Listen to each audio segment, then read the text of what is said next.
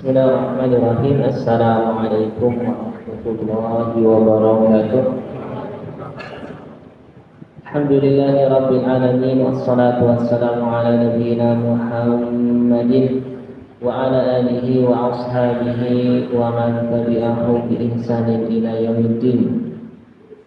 Qala Allah Ta'ala fi kitabihil karim, ya ayyuhalladzina amanu taqullaha haqqa tuqatih wa la tamutunna illa wa antum muslimun. Wa qala Rasulullah sallallahu alaihi wasallam, ittaqillaha haitsuma kunta wa atbi'is sayyi'atal hasanata tamhuha wa khaliqin nasa bi khuluqin hasanin. Hadirin yang semoga dirahmati Allah Subhanahu wa taala, alhamdulillah kita senantiasa bersyukur kepada Allah Subhanahu wa taala atas limpahan rahmat, karunia dan juga nikmat-nikmat yang dianugerahkan kepada kita semua, baik itu nikmat iman, nikmat Islam, nikmat kesehatan dan waktu luang, sehingga pada kesempatan petang kali ini kita masih diberikan kesempatan oleh Allah Subhanahu wa taala untuk menjalankan rutinitas ibadah kita, yaitu sholat maghrib secara berjamaah, yang kemudian insyaallah dilanjutkan dengan kajian ba'da maghrib membahas kitab Riyadhus Shalihin yang dikarang oleh Al-Imam An-Nawawi rahimahullahu taala. Kemudian salawat serta salam semoga senantiasa tercurah limpahkan kepada suri tauladan kita Nabi Muhammad sallallahu alaihi wasallam. Bapak dan Ibu yang semoga dirahmati Allah Subhanahu wa taala, pertemuan malam kali ini kita masih membahas kitab Riyadhus Shalihin. Adapun babnya kita meloncat Bapak Ibu. Harusnya kita masih di bab 3, bab tentang sabar. Maka kita meloncat ke bab 300, bab ke 217. Nah, tapi kita masih membahas kitab Riyadhus Shalihin, hanya saja meloncat ke hadis ataupun bab yang ke 217, menyesuaikan dengan kondisi saat ini yang sudah mendekati dengan bulan Ramadan. Maka insya Allah pada pertemuan kali ini kita akan membahas hadis-hadis tentang Ramadan yang ada di dalam kitab Riyadhus Shalihin. Tujuannya adalah agar kita bisa termotivasi, karena mengingat semakin dekatnya kita dengan bulan Ramadan, mungkin kurang lebih sekitar 1 pekan lebih, berapa hari ya, 10 hari mungkin, kita sudah akan kedatangan bulan Ramadan. Jadi tujuannya adalah agar kita bisa termotivasi sehingga bisa bersemangat dalam menjalankan ibadah puasa kita nanti di bulan Ramadan. Hadirin yang semoga dirahmati Allah Subhanahu wa taala. Adapun hadis yang akan kita bahas pada pertemuan kali ini adalah hadis nomor 1000. Banyak Pak ya? 1215. Ya, kalau kemarin kita hadis nomor 44 ya, 44 atau 45. Jadi ini 1215. Berarti kan jauh ya. Nah, tapi karena ini kita insyaallah mau menyepas, maka akan kita bahas terkait dengan hadis-hadis terkait dengan bulan Ramadan. Hadis yang diriwayatkan oleh Abu Hurairah radhiyallahu taala anhu. Qala, beliau mengatakan, qala Rasulullah sallallahu alaihi wasallam, Rasulullah sallallahu alaihi wasallam bersabda, qala Allah azza wa jalla, Allah Subhanahu wa taala berfirman. Berarti hadis ini adalah hadis qudsi ya, yaitu firman Allah Subhanahu wa taala, namun redaksinya, kalimatnya ini dari Rasulullah sallallahu alaihi wasallam. Allah Ta'ala berfirman melalui lisan Rasulullah Sallallahu Alaihi Wasallam, kullu amali bani adama lahu illa siyama. Seluruh perbuatan amal ibadah seorang hamba lahu, maka itu untuk dirinya sendiri, illa as-siyam, kecuali amalan ataupun ibadah puasa. Fa innahu li wa ana ajzi bihi, karena sesungguhnya ibadah puasa yang dilaksanakan oleh seorang hamba, fa innahu li, itu dilakukan untuk Allah Subhanahu wa taala, untuk aku, kata Allah. Wa ana ajzi bihi, dan akulah, yaitu Allah lah yang akan membalas. Paham ya?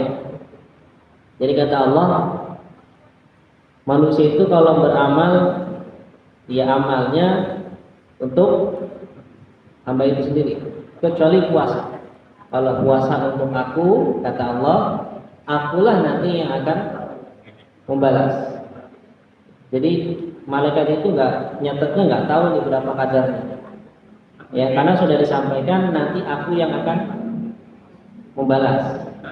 Kalau sholat kan 5 waktu misalnya ya, sholat maghrib ya. Kalau sendiri kan 1 derajat. Kalau jamaah di sebagian 25, sebagian 27 derajat. Katakanlah 27 derajat, dicatat sama mereka. Itu kadarnya jelas. Kadarnya jelas, besarannya jelas. Atau ada orang baca Al-Quran, misalkan membaca Al-Quran, kata Rasulullah SAW, setiap satu hurufnya dibalas 10 kebaikan. Itu jelas catat malaikat. Kebaikan baca Quran sekian huruf ya. Tapi kalau puasa, malaikat nyatatnya bagaimana? Ya, maka ini diserahkan langsung kepada Allah Subhanahu. Allah yang paling tahu seberapa besar amalan atau pahala yang akan didapat oleh seseorang yang melaksanakan ibadah puasa. Makanya kata Allah Subhanahu wa taala, fa innahu li, puasa itu untuk aku, wa ana ajzi bihi, saya nanti yang akan membalas. Kemudian kata Allah Subhanahu wa taala dalam firman-Nya, wa ana ajzi bihi wa siyamu junnatun, puasa itu adalah perisai. Puasa kata Allah Subhanahu wa taala adalah perisai. Junnah itu perisai, pelindung. Fa idza kana yaumu shaumi ahadikum fala yarfus wa la yaskhab. Apabila salah seorang di antara kalian berpuasa, maka janganlah berkata kotor. Ya, jangan mengucapkan kata-kata yang kotor, kata-kata menghina, membuli, ghibah ataupun yang semisalnya. Fa in sabahu ahadun aw qatalahu falyaqul inni shaimun. Kalau ada orang lain mencelamu, menghinamu, ya, menantang apa? Nantang duel. Gimana Pak kalau kita sedang puasa ada orang nantang duel, diladenin atau tidak? Kata Rasulullah, kata Allah Subhanahu wa taala, falyaqul inni shaim. Katakan tidak usah diladeni, katakan saja kamu sedang puasa. Maksudnya apa? Informasi kepada orang tadi, saya nggak akan ngeladenin kamu. Silakan kamu mengumpat, silakan kamu menghina, silakan kamu mengeluarkan perkataan apapun menghina saya sedang puasa. Maksudnya saya tidak akan membalas apa yang kamu lakukan karena saya sedang puasa. Pak ini shaimun, saya sedang puasa. Walladzi nafsu Muhammadin biyadihi, demi zat yang jiwa Muhammad berada di tangannya, la qulufu fami shaimi atyabu indallahi min rihil miski. Kata Allah Subhanahu wa taala, kata Rasulullah sallallahu alaihi wasallam, demi zat yang jiwa Muhammad berada di tangannya, sungguh aroma, ya, bau mulut orang yang sedang berpuasa itu lebih harum, lebih wangi daripada aroma misik. Misik itu adalah minyak kasturi, parfum yang paling wangi. Lisaimi farhatani yafrahuhuma, dan orang yang berpuasa, ya, akan mendapatkan 2 kebahagiaan. Idza aftara fariha bi fitrihi, kalau dia berbuka maka dia gembira dengan berbukanya tadi. Wa idza laqiya rabbahu fariha bi shaumihi, dan ketika berjumpa dengan Allah Subhanahu wa taala maka dia bergembira karena puasanya. Muttafaqun alaih. Hadis yang diriwayatkan oleh Bukhari dan Muslim. Wa fi riwayatin, dan dalam riwayat yang lain, yatruku ta'amahu wa syarabahu wa syahwatahu min ajli.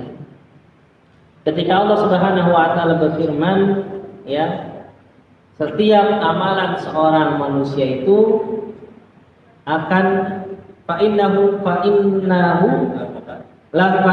li, sungguh itu untuk aku, kata Allah Subhanahu wa taala, yatruku ta'amahu wa syarabahu wa syahwatahu min ajli, karena dia meninggalkan makan, minum dan syahwatnya karena Allah Subhanahu wa taala. Dan dalam riwayat yang lain, hadirin yang berhormat Allah Subhanahu wa taala, kullu amali bini adama yudha'afu al-hasanatu bi asri amsalihha. Setiap amalan manusia itu akan dilipat gandakan. Ya, al-hasanatu bi asri amsalihha. Satu kebaikannya akan dibalas 10 kali lipat, ila sab'i mi'ati dhifin, sampai dengan 700 kali lipat, illa saum, kecuali puasa, fa innahu li wa ana ajzihi, karena puasa itu untuk aku dan aku lah yang akan membalasnya. Yada'u syahwatahu wa ta'amahu min ajli, karena orang yang berpuasa dia meninggalkan syahwatnya, meninggalkan makannya karena aku, karena Allah Subhanahu wa taala. Baik, hadirin yang berhormat Allah Subhanahu wa taala, hadis yang luar biasa, cukup memotivasi kita sebagai seorang hamba Allah Subhanahu wa taala yang sebentar lagi akan bertemu dengan bulan Ramadan. Di dalam hadis ini, Bapak dan Ibu yang dirahmati Allah Subhanahu wa taala, banyak sekali keutamaan ibadah puasa. Di antara yang paling nampak di sini disebutkan pertama kali oleh Allah Subhanahu wa taala melalui lisan Rasulullah sallallahu alaihi wasallam, kullu amali bani Adam yudha'af. Semua amal itu dilipat gandakan. Jadi Bapak dan Ibu yang dirahmati Allah Subhanahu wa taala, di antara besarnya karunia Allah, rahmat Allah Subhanahu wa taala kepada kita adalah semua amal ibadah itu pasti dilipat gandakan. Pasti, Pak, ya. Semuanya dilipat gandakan. Al-hasanatu bi asri amsalihha. Setiap kebaikan dilipat gandakan 10. Ila sab'i mi'ati dhifin, sampai 700 kali lipat. Maksudnya bagaimana? Bapak dan Ibu yang dirahmati Allah Subhanahu wa taala, amal soleh itu banyak. Ya, amal soleh itu banyak. Ada amalan ucapan, ada amalan perbuatan, ada amalan hati. Nah, setiap amalan-amalan tersebut berpotensi untuk dilipat gandakan. Semuanya. Ya, semuanya. Kata Allah Subhanahu wa taala, minimal 10 kali lipat. Jadi kalau ada orang mengamalkan kebaikan, minim-minimnya dia mendapatkan 10 kali lipat dari kebaikan yang dia lakukan. Minimal, Bapak Ibu. Berbeda dengan amalan keburukan. Ini sudah kita bahas, Pak, ya, di hadis yang tentang niat bab pertama, ya. Jadi Allah Subhanahu wa taala melipat gandakan setiap amalan minimal 10 sampai dengan 700 kali lipat. Ya, sampai dengan 700 kali lipat, illa saum, kecuali ibadah puasa. Tadi sudah kita sampaikan kalau puasa itu untuk Allah. Allah lah nanti yang akan membalas. Maka di sini kaum muslimin rahimani wa rahimakumullah disebutkan, An-nasiyama yahtassuhu Allah Subhanahu wa ta'ala min baini sa'ilil a'mal li'annahu a'zamul ibadat itlaqan. Di dalam hadis ini Allah Subhanahu wa taala mengkhususkan ibadah puasa di antara amalan-amalan yang lain. Ya, diistimewakan, disendirikan. Fa innahu li'annahu a'zamul ibadat itlaqan. Karena puasa itu adalah ibadah yang paling afdal secara mutlak. Kenapa? Fa innahu sirrun bainal insani wa rabbih. Karena puasa itu, hadirin yang dirahmati Allah Subhanahu wa taala, adalah ibadah yang agung, sirrun, ya, rahasia antara seorang hamba dengan Allah Subhanahu wa taala. Paham maksudnya, Pak? Jadi ibadah puasa itu kenapa Allah suka?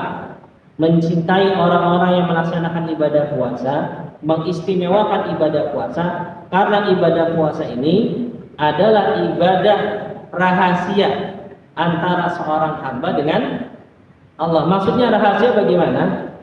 Maksudnya rahasia itu tidak ada seorang manusia pun yang tahu kalau ada seorang muslim sedang melaksanakan ibadah puasa. Paham ya?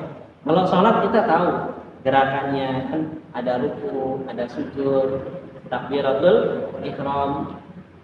Tahu. Kalau haji ya tahu. Ya, kalau melaksanakan ibadah-ibadah yang lain misalkan ya, maka tahu. Tapi kalau puasa, kenapa Allah Subhanahu wa taala sangat mencintai amalan puasa? Karena amalan puasa itu amalan yang rahasia antara seorang hamba dengan Allah Subhanahu wa taala. Enggak ada yang tahu, Pak. Kecuali kalau yang puasa itu ngomong-ngomong. Ya atau tidak, Pak? Misalkan kita siang hari, Pak, bertemu dengan kawan kita yang puasa, kan kita nggak bisa tahu, Pak. Ya, kalau teman kita yang puasa ini nggak ngomong, kita nggak tahu kalau dia sedang puasa. Yang tahu siapa? Yang tahu ya beliau dengan Allah Subhanahu wa taala. Jadi ini amalan rahasia. Kan nggak kelihatan.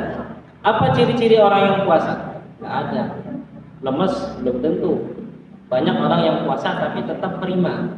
Tetap sebaliknya orang yang nggak puasa lemes juga ada. Apa ciri-ciri orang yang puasa, Pak? Kita bisa bedakan nggak? Nggak bisa. Siapa yang bisa nebak saudara kita apakah dia sedang puasa atau tidak? Nggak ada itu. Makanya dalam masalah ini dijelaskan fa inna siyam sirrun bainal insan wa rabb. Amalan rahasia antara Allah Subhanahu wa taala dengan hamba. Jadi nggak ada yang tahu. Ya, dengan sedang berada di pasar, ya, puluhan manusia itu nggak ada yang tahu kalau kita sedang puasa. Kecuali kalau kita itu ngomong-ngomong. Ya, makanya hadirin yang dirahmati Allah Subhanahu wa taala, inilah yang menjadikan amalan puasa itu begitu istimewa di sisi Allah Subhanahu wa taala. Maka dikatakan falidzalika kana a'dham ikhlasan. Ya, amalan yang sangat besar keikhlasannya kepada Allah Subhanahu wa taala. Faqtasallahu min baini sa'iril a'mal. Karena Allah Subhanahu wa taala mengistimewakannya, mengkhususkannya antara dirinya dengan amalan-amalan yang lain. Jadi ini hadirin yang dirahmati Allah Subhanahu wa taala. Rahasia kenapa Allah Subhanahu wa taala begitu mengistimewakan dan mencintai amalan ibadah puasa. Ya, makanya Bapak dan Ibu yang dirahmati Allah Subhanahu wa taala, ibadah itu kan dituntut untuk senantiasa ikhlas, Pak ya. Benar-benar murni kita niatkan mencari keridhaan Allah Subhanahu wa taala. Makanya orang yang ketika beribadah kok dipamerkan itu nggak dapat apa-apa. Ya, nggak dapat apa-apa. Orang yang haji misalkan ya, atau umroh atau yang semisalnya, dia begitu berusaha mati-matian untuk bisa berangkat haji. Nabung bertahun-tahun, Pak. Bayangkan. Ya, nabung bertahun-tahun belum tentu bisa langsung berangkat. Kenapa? Karena ngantri. Ya, 10 tahun ya. Jadi harus nunggu puluhan tahun baru bisa berangkat haji. Ya, kemudian ketika sudah sampai di Masjidil Haram, itu pun bukan perjuangan yang enteng. Ya, haji itu ibadah, salah satu di antara ibadah yang berat. Rangkaian-rangkaiannya harus dijalani tahap demi tahap. Semuanya harus sah. Ya, semuanya harus sah, rukun-rukunnya dilaksanakan. Jadi perjuangan seorang hamba untuk bisa melaksanakan ibadah haji itu luar biasa besar. Tapi hadirin yang dirahmati Allah Subhanahu wa taala, kalau dia melaksanakan satu kesalahan saja, misalnya pamer, ya, pamer bahwasanya dia sudah haji, ya, maka amalannya akan terhapus. Ya. Inilah salah satu di antara syarat diterimanya amal ibadah oleh Allah Subhanahu wa taala, yaitu apa? Ikhlas, wajib ikhlas. Ya, wajib seorang hamba itu ketika melaksanakan ibadah itu diniatkan semata-mata mencari keridhaan Allah Subhanahu wa taala. Jadi tidak perlu dipamerkan ya. Itu sudah dicatat sama malaikat. Orang lain nggak tahu, malaikat tahu. Allah. Jadi nggak perlu melakukan sesuatu yang itu bisa menggugurkan amalan kita di hadapan Allah Subhanahu wa taala. Nah, salah satu di antara amalan yang bisa melatih kita untuk bisa ikhlas itu puasa, Bapak. Ya, puasa. Ya. Sehingga hadirin yang dirahmati Allah Subhanahu wa taala, beribadah dengan ikhlas itu dituntut di seluruh jenis ibadah. Bahkan kita dianjurkan untuk menyembunyikan yang namanya ibadah.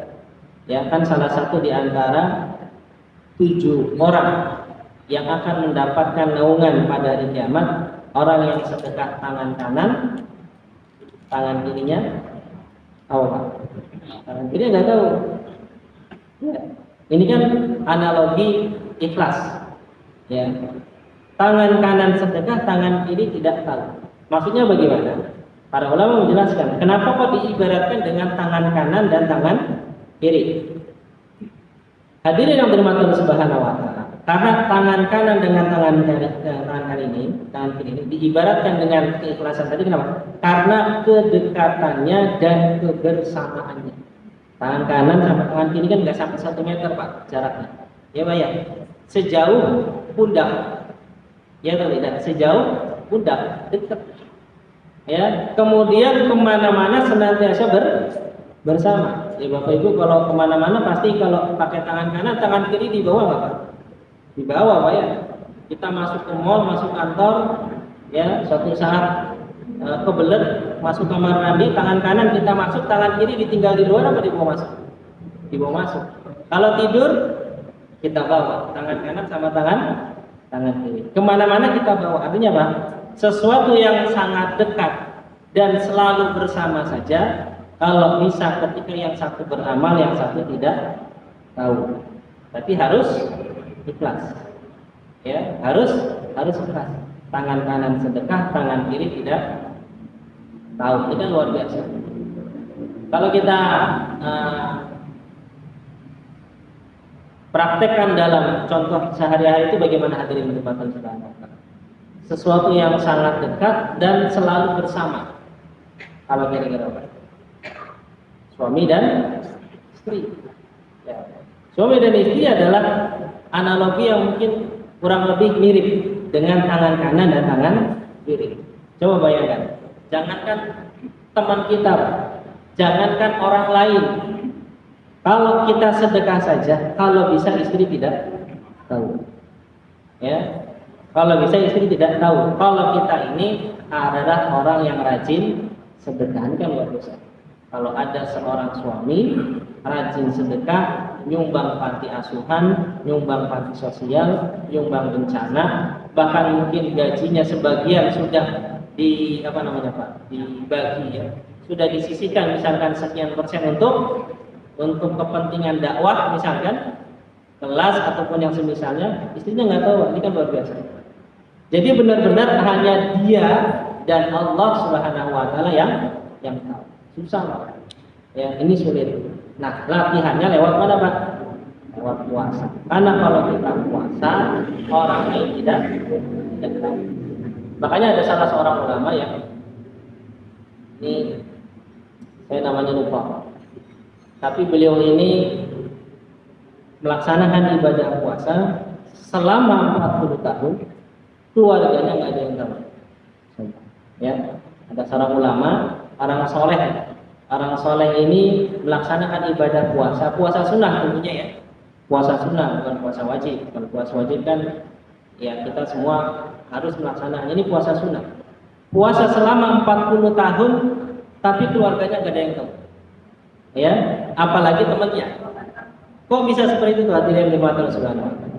Jadi orang soleh ini Bapak Ibu yang bermanfaat subhanahu wa ta'ala, beliau ini kerjanya pedagang kain. Nah, beliau ini pedagang kain ya, yang kerjanya di pasar. Ya, dagangnya di pasar. Kalau pagi waktunya sarapan bilang sama istri, ya, "Mak, saya mau makan di pasar aja dibungkus." Dia bilang, "Makanannya dibungkus saja." Ya, makanannya dibungkus. Istrinya mengira paling mau makan di pasar. Kalau sudah sampai, kan kalau ke pasar kan harus gasik Pak ya. berangkat pasar kasih. Intinya untuk biar kalau pagi-pagi kan masih ramai. Bilang sama istrinya, "Mah, makanannya dibungkus saja." Maka sama istrinya dibungkus. Ya. Ketika berangkat di tengah jalan, kalau ada orang minta-minta, orang kelaparan atau yang layak dibantu fakir miskin diberikan. Ya, ini sedekah. Monggo Pak, ini buat sarapan dan segala macam. Nah, nanti kan pulangnya sore, Pak. Ya, pulangnya sore. Ya, kalau menjelang maghrib. Ya, itu apa? Pura-puranya makan sore, padahal dia sedang berbuka, dan itu berlangsung selama 40 tahun. Jadi berangkat pagi, makanannya dibungkus, ya, dibawa ke pasar nggak dimakan, tapi disedekahkan. Ya, terus dia nggak makan siang, puasa, pulang sore hari, ya, makanan sudah siap saja. Ketika datang maghrib dia membatalkan puasa. Keluarga yang artinya ini makan sore, padahal dia sedang berbuka puasa, dan itu artinya firman Allah Subhanahu wa taala berlangsung selama berapa hari? Selama berapa tahun? 40 tahun. Ini menjadi rahasia antara dirinya dengan Allah Subhanahu wa taala. Maka kalau kita mau latihan ikhlas Bapak Ibu, banyak-banyaklah melaksanakan ibadah puasa. Makanya di sini dikatakan oleh Allah Subhanahu wa taala, "Fa innahu li wa ana ajzi." Maka akulah yang akan membalas. Dan dalam hadis ini Bapak dan Ibu yang dirahmati Allah Subhanahu wa taala, di sini tidak dibatasi hanya puasa Ramadan saja. Puasa sunnah pun insya Allah seperti itu. Ya, pahalanya sangat besar. Kemudian Bapak dan Ibu yang dirahmati Allah Subhanahu wa taala, di dalam hadis ini juga disebutkan kullu amal ibni adam yutu'af. Seluruh amal soleh itu dilipat gandakan 10 sampai 700 kali lipat kecuali ibadah puasa. Kenapa? Karena ibadah puasa itu pahalanya tanpa batas. Di sini dikatakan wa ana ajzi bihi. Maka kata para ulama maksudnya itu, ya, orang yang melaksanakan ibadah puasa yu'ta ajruhu bi ghairi hisab. Pahalanya nanti akan diberikan oleh Allah Subhanahu wa taala bi ghairi hisab, tanpa hisab, tanpa dihitung. Ya, jadi nggak pakai hitung-hitungan berapa kali lipat, terserah Allah nanti yang akan membalasnya. Jadi puasa itu ketika dilaksanakan hanya karena Allah Subhanahu wa taala, pahalanya tanpa batas. Maka hadirin yang dirahmati Allah Subhanahu wa taala, begitu istimewanya ibadah puasa. Kira-kira kenapa, Pak? Kenapa ibadah puasa itu diistimewakan oleh Allah Subhanahu wa taala sehingga tidak masuk hitungan 10 sampai 700 kali lipat, tapi bi ghairi hisab, tanpa hisab, tidak dihitung. Ya, unlimited unlimited pahala. Ya, jawabannya gampang, Pak. Ya, jawabannya adalah li'anna sauma, kata para ulama, li'anna sauma istamala anwa'is sabr. Karena puasa itu terkandung di dalamnya istamala ala anwa'is sabr as-salasah. Terkandung di dalamnya 3 macam kesabaran. Nah, kita kemarin sudah lewat, Pak, ya. Innama yuwaffas sabiruna ajrahum bighairi hisab. Bahwasanya hanyalah orang-orang yang bersabar, kata Allah Subhanahu wa taala, yuwaffas sabiruna ajrahum, yang pahalanya akan disempurnakan oleh Allah Subhanahu wa taala, diberikan oleh Allah Subhanahu wa taala bighairi hisab, tanpa hisab, unlimited pahala, tanpa hitungan. Ini sabar. Ya, dan puasa ada 3 macam kesabaran. Dan kita sudah belajar, Pak, ya. Sabar itu kan ada 3, Pak, ya. Ya, sabar apa? Yang pertama, sabar dalam menjalankan ketaatan. Yang kedua, sabar dalam menghadapi kemaksiatan. Ketiga, sabar dalam menghadapi kondisi yang tidak mengenakan. Nah, 3 ini sabar, Pak, ya. Semuanya ini ada di dalam satu ibadah yang namanya sabar. Jadi 3 in 1. 3 ada di dalam 1. Jadi dengan melaksanakan ibadah puasa, ya, kita sudah bisa mempraktekkan 3 macam kesabaran. Sabar dalam ketaatan, sabar menghadapi kemaksiatan, sabar menghadapi kondisi yang tidak mengenakan. Makanya ibadah puasa itu diganjar oleh Allah Subhanahu wa taala dengan pahala yang tanpa batas, karena di dalamnya tercakup 3 macam kesabaran. 3 in 1. Dengan mengamalkan ibadah puasa sudah dapat 3 keutamaan puasa tadi. Baik, hadirin yang dirahmati Allah Subhanahu wa taala. Sabar dalam ketaatan maksudnya bagaimana? Hadirin yang dirahmati Allah Subhanahu wa taala. Yang namanya taat itu apa? Taat itu berarti kan menjalankan perintah dan menjauhi larangan. Baik. Puasa itu perintahnya apa? Perintahnya apa? Menjauhi makan, minum, dan segala macam hal yang membatalkan puasa. Ini perintahnya, Pak. Jadi Allah memerintahkan kepada kita semua untuk tidak makan, tidak minum, dan melakukan hal-hal yang membatalkan puasa. Apakah karena haram? Makan minum haram atau halal, Bapak dan Ibu yang dirahmati Allah Subhanahu wa taala? Hukum asalnya halal selama konten yang dimakan, selama jenis yang dimakan itu adalah halal. Ya, makan dan minum hukum asalnya adalah halal. Tapi ketika datang bulan Ramadan, hukumnya menjadi haram. Maksudnya bagaimana hadirin yang dirahmati Allah Subhanahu wa taala? Orang yang beriman, orang muslim yang melaksanakan ibadah puasa, berarti dia sedang menjalankan ketaatan kepada Allah Subhanahu wa taala. Kenapa demikian? Karena dia mau meninggalkan segala sesuatu yang secara asal hukumnya halal. Gitu, Pak. Maka analoginya, kalau dia mampu meninggalkan yang halal, seharusnya yang haram juga demikian. Ya, kalau yang haram itu kan di luar bulan Ramadan haram. Ya atau tidak? Haram. Kalau makan minum di luar bulan Ramadan haram, halal. Tapi ketika datang bulan Ramadan menjadi haram. Ya, maka disinilah bagaimana seorang muslim itu sangat taat kepada Allah Subhanahu wa taala. Ya, menjalankan perintah Allah untuk meninggalkan makan dan minum. Rela untuk berlapar-lapar, tidak makan, haus, tidak minum, dan tidak melaksanakan hubungan suami istri bagi yang sudah menikah. Ini kan salah satu di antara bentuk ketaatan. Dan dia bersabar. Kenapa? Karena puasa itu nggak 1 jam 2 jam, tapi dari terbitnya fajar sampai tenggelamnya matahari. Ya, dari sholat subuh sampai sholat maghrib, dan itu ia lakukan demi menjalankan perintah Allah Subhanahu wa taala. Disinilah letak kesabarannya. Makanya orang yang berpuasa diganjar pahala oleh Allah Subhanahu wa taala bi ghairi hisab, tanpa. Ini jenis yang pertama, Pak, ya. Jenis yang kedua tadi apa? Sabar dalam menghadapi kemaksiatan. Nah, hadirin yang dirahmati Allah Subhanahu wa taala, ya. Di dalam melaksanakan ibadah puasa, kita tahu ada pembatal-pembatal puasa. Pembatal puasa apa tadi, Pak? Makan, minum, hubungan dengan suami istri. Itu pun cuma siang, ya. Namun hadirin yang dirahmati Allah Subhanahu wa taala, seseorang yang berpuasa itu tidak hanya dituntut meninggalkan pembatal puasa, tapi juga dituntut untuk meninggalkan segala sesuatu yang membatalkan pahala puasa. Jadi ini hadirin dirahmati Allah Subhanahu wa taala.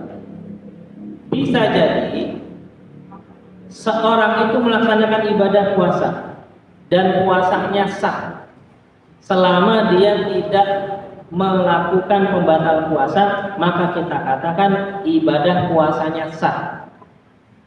Tapi belum tentu dia mendapatkan pahala. Gitu, Pak. Jadi sah belum tentu bisa mendapatkan pahala. Salah satu penyebabnya hadirin yang dirahmati Allah Subhanahu wa taala, salah satu di antara penyebabnya adalah dia melakukan salah satu di antara pembatal-pembatal pahala puasa. Dalilnya apa? Dalilnya kalau ada orang puasa belum tentu dapat pahala. Dalilnya adalah hadis dari Nabi SAW, rubba sha'imin hadduhu min siyamihi al-ju' wal atas. Betapa banyak orang yang berpuasa yang ketika berpuasa tersebut hanya mendapatkan lapar dan haus dan dahaga.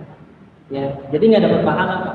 Tapi di sini Rasulullah tidak mengatakan puasanya nggak sah, puasanya sah. Puasanya sah, artinya dia tidak dikatakan meninggalkan puasa. Karena kalau dikatakan puasanya nggak sah, dia dosa. Dosa karena meninggalkan ibadah puasa, dan dosanya besar. Meninggalkan ibadah puasa salah satu di antara dosa besar. Ya, kenapa? Karena ini rukun Islam, dan sudah sering saya jelaskan, meninggalkan salah satu di antara rukun Islam adalah termasuk di antara dosa besar. Lebih besar dari dosa besar yang lain. Jadi kalau kita urutkan dosa besar itu paling ujung, paling tinggi itu syirik. Paham ya? Dosa besar yang kedua meninggalkan rukun Islam. Ya, jadi kalau kita tahu ada ngerampok, ada begal, ada minum khamr, ini dosa besar. Tapi satu hari saja nggak puasa, dosanya lebih besar. Satu hari nggak sholat, lebih besar.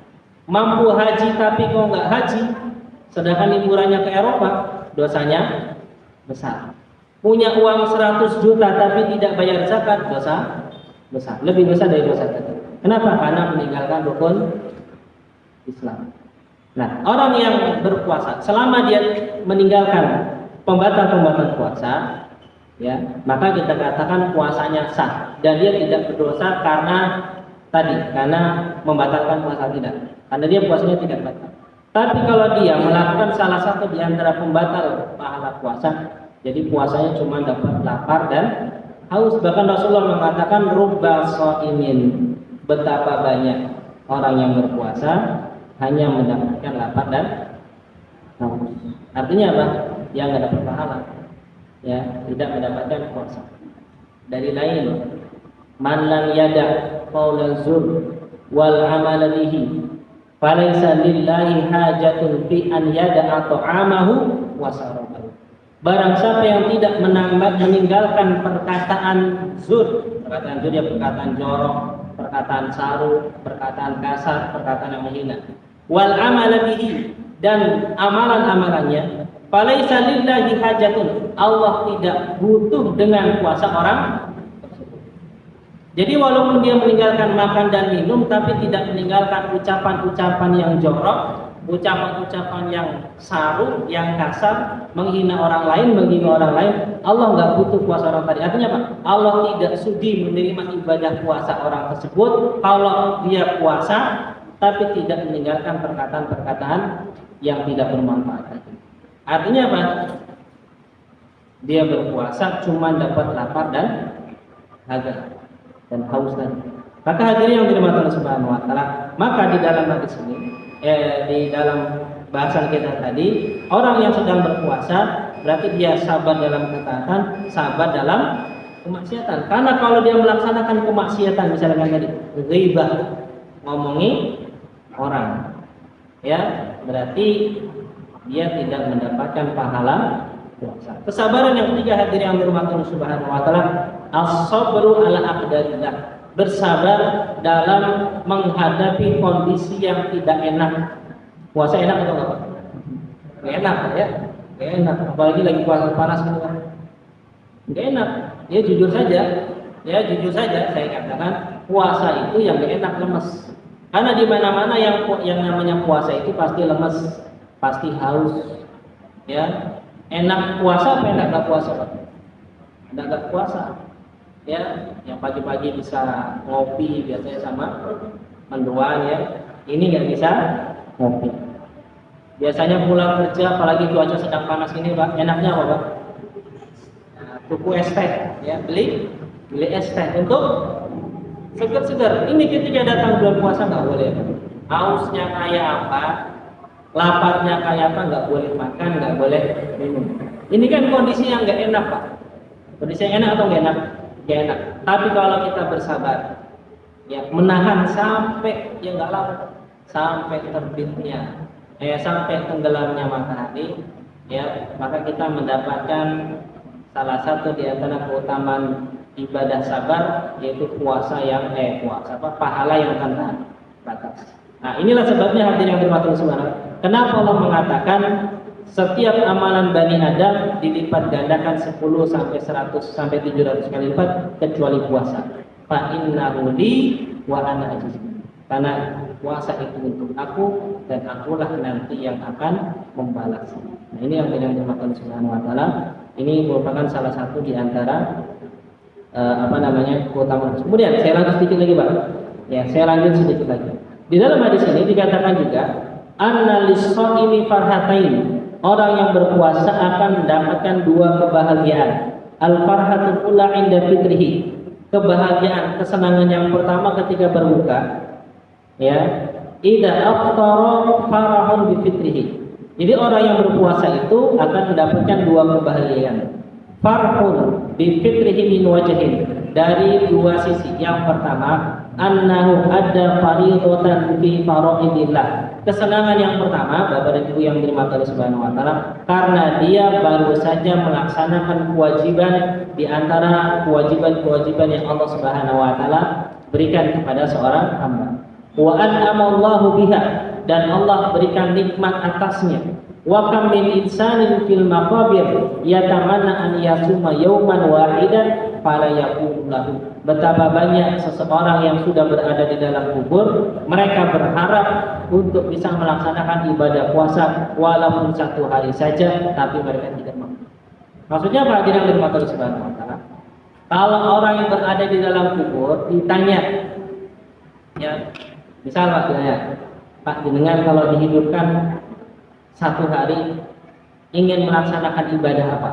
Maka niscaya dia akan mengatakan saya mau melaksanakan ibadah puasa. Karena begitu besar pahala yang akan didapatkan oleh orang yang puasa.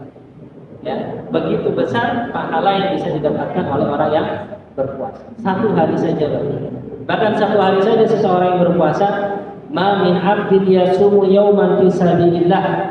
Tidaklah seorang hamba berpuasa satu hari saja fi sabilillah, di jalan Allah Subhanahu wa taala, illa ba'adallahu wajhahu 'anil nari 70 qariban, kecuali Allah jauhkan wajahnya dari api neraka sejauh 70 tahun satu hari. Ya. Ya, maka orang yang berada di kubur, kalau ditanya Anda mau apa? Saya mau berpuasa. Itu kalau dikasih kesempatan satu hari. Tapi tidak bisa. Tidak bisa. Maka kalau seseorang berpuasa, Bapak dan Ibu yang dirahmati Allah Subhanahu wa taala, dikasih kesempatan untuk bertemu dengan bulan Ramadan, maka ini adalah kenikmatan yang sangat besar. Wallahu ta'ala bishawab. Ini yang bisa kita bahas dari hadis yang pertama dari pembahasan tentang hadis-hadis puasa, Pak ya. Kita masih sisa satu hari lagi, Pak ya. Nah, baik, ini mungkin yang bisa saya sampaikan. Kurang lebihnya mohon maaf. Sebelum ditutup mungkin ada yang mau ditanyakan, mohon silakan. Kalau suami beramal contohnya infak, apakah ini juga termasuk mendapatkan pahala dari suami yang infak tadi? Ya. Baik, hadirin yang dirahmati Allah Subhanahu wa taala. Ketika suami berinfak, apakah sang istri akan mendapatkan pahala dari sedekah atau infak yang dilakukan oleh seorang suami? Maka hadirin yang dirahmati Allah Subhanahu wa taala, walaisa lil insani illa ma sa'a. Seorang manusia hanya akan mendapatkan terhadap sesuatu yang dia usahakan. Ya. Jadi yang namanya amal soleh itu sifatnya personal. Ya, kecuali amalan-amalan tertentu ada pengecualian. Nanti kita bahas. Adapun amalan-amalan yang tidak termasuk mojilan tadi, maka itu sifatnya adalah personal pribadi. Ya, kalau dia beramal ya dapat. Kalau tidak beramal maka tidak dapat. Jadi kalau ada seorang suami melakukan suatu amalan, ya, Apakah istri dapat atau tidak? Maka istri tidak dapat. Karena yang beramal adalah siapa? Yang beramal adalah suami. Jadi yang dapat pahala adalah suami, hanya suami saja. Karena mintanya sama istri, ya. Kalau itu duit suami, ya suami yang dapat. Ya, kalau itu duit suami, maka suami yang dapat pahala. Adapun istri, maka dia tidak mendapatkan. Karena uangnya uang suami, kecuali itu uangnya istri. Ya, kecuali itu uangnya istri. Atau mungkin biar istri dapat, bagaimana caranya? Ya, istri tahu suaminya uangnya banyak. Nah, maka istri ngajak suaminya untuk sedekah.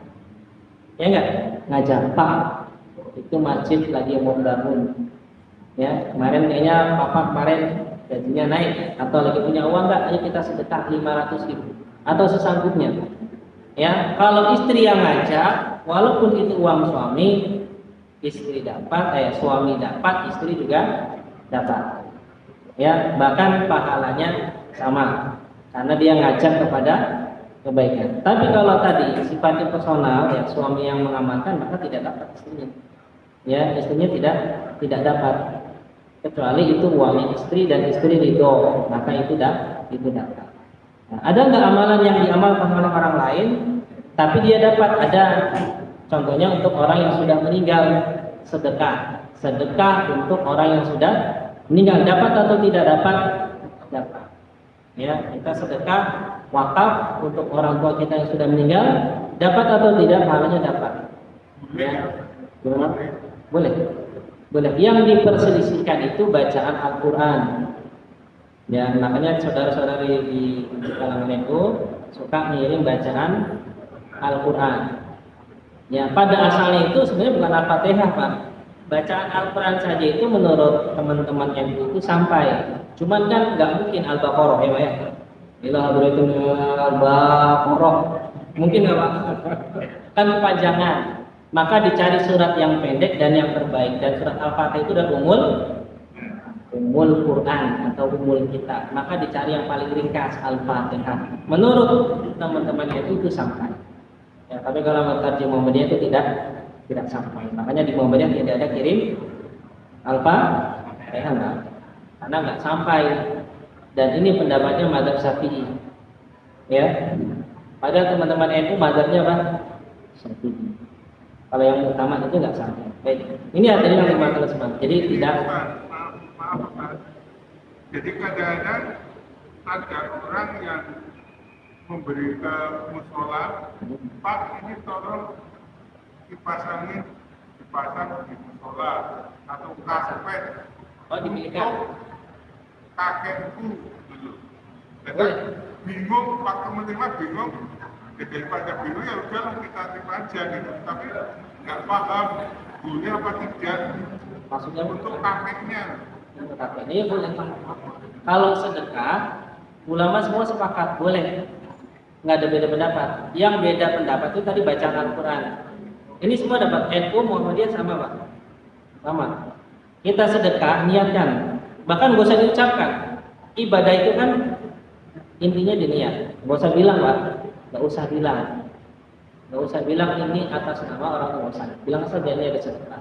Ya, kita nggak perlu bilang sudah sah. Nanti pahalanya sampai kepada orang tua. Dan itu boleh atau tidak? Boleh. Kalau sedekah boleh. Makanya tadi yang beda pendapat itu bacaan Al-Quran, bacaan Yasin. Makanya kalau yang suka 1 hari, 2 hari, 3 hari, itu kan sebenarnya mereka sedang mengamalkan pendapat tadi. Bacaan Al-Quran itu kan sebenarnya sedang mereka niatkan untuk kepada mayitnya, kepada jenazahnya. Tapi kan menurut kita itu nggak sampai, makanya kita nggak mengamalkan. Adapun menurut mereka yang sampai, makanya mereka ada 1 hari, 2 hari sampai 7. Tapi 7 kalau 40 kalau ya 40 terus 1000. 100, 1000. Pokoknya itu kan baca Quran. Itu kan diniatkan, Pak. Diniatkan untuk si mayit. Tapi kalau sedekah, insya Allah itu sama. Jadi nggak apa-apa. Ya, jadi sampaikan saja kalau ingin orang tua ya sudah, nggak perlu bilang pun nggak apa-apa. Yang nggak perlu bilang pun tidak apa-apa. Jadi itu kok itu boleh. Termasuk orang tua yang kita badal ya, badal umroh atau badal haji. Ya, syaratnya kita sudah haji. Ya, kalau kita mau membadalkan syaratnya kita sudah.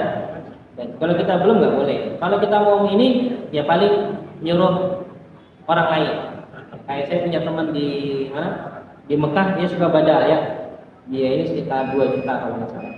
2 juta untuk orang itu bisa. Nanti dia umroh, nanti pahalanya itu bisa ya. Baik, cukup ya, sudah masuk waktu kita sudahi, insya Allah kita lanjutkan pada pertemuan yang ada. Kalau ada mau request bahas apa nanti insya Allah kita kondisikan. Tapi jangan dadak Pak ya, itu saja mungkin yang bisa saya sampaikan. Kurang lebihnya mohon maaf. Subhanallah wa bihamdika asyhadu an la ilaha illa anta astaghfiruka wa atubu ilaik. Assalamualaikum warahmatullahi wabarakatuh.